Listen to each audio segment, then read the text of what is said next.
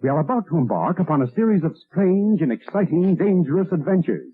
Adventures that will lead us to all parts of the world. Hello and welcome to another Bad Comic Review. This time we're looking at Detective Comics 1034. So she was written by Mariko Tamaki, art and cover by Dan Mora, Jordie Bellaire on colors, Aditya Bidikar on letters, Dave Walgo's associate editor, Paul Kaminsky editor, Ben Abernathy group editor. So Batman goes to a function, a sort of fundraiser for Mayor Nakano and his new program to get rid of street vigilantes, when the gathering is broken up by party crashers. These are some Joker goons left over from the Joker War, and they are robbing the place. Well, Batman breaks in and takes them down, but they only seem to have stolen phones. So the ones that got away with a bunch of cell phones. Then Batman goes to a party in his neighborhood for some reason, because that's exciting reading. And City Hall, it has Nakano trying to figure out what's going on and how to make a statement, because Batman saved the day and he doesn't like that. Well, when one of his neighbors turns up missing, Batman figures out there's something more going on. Then there's backup story, Demon or Detective Part 2. It's continued from Batman 106, written by Joshua Williamson. Gleb Melnikov was the artist, ALW's Troy Peteri on letters, Dave Walgo's associate editor, Paul Kaminsky editor. This is part 2 of a story that just leads into Robin number 1. He finds out about the tournament for the League of Lazarus. It was really boring and pointless. Like most backup stories, it's pretty frivolous, waste of paper. The art's okay. It's very hit and miss, I think. The main story art, Batman looks great. The buildings look great. People out of costume look lazily drawn. It looks like really light line work, and everybody's eyes like boog out all the time. I don't understand that. So it looks like everybody's shocked all the time. It's really kind of creepy. So I didn't much care for that. I didn't hate it, but I just didn't like it that much. It's a little too manga inspired. And the way everybody runs looks incredibly unnatural. So $5 I think was excessive. The story was kind of boring. It had a few interesting moments, but it was obviously a lot of padding in here for the trade paperback, or because Mariko Tamaki can't write. I'm not sure which is more realistic, but this is some of her better writing. I just thought it was a lot of jibber jabber and not a lot of action. So it was a lot of story building, at least that's what they seem to think, when in reality it was just boring talking. So if you want a lot of talking, this is the book for you.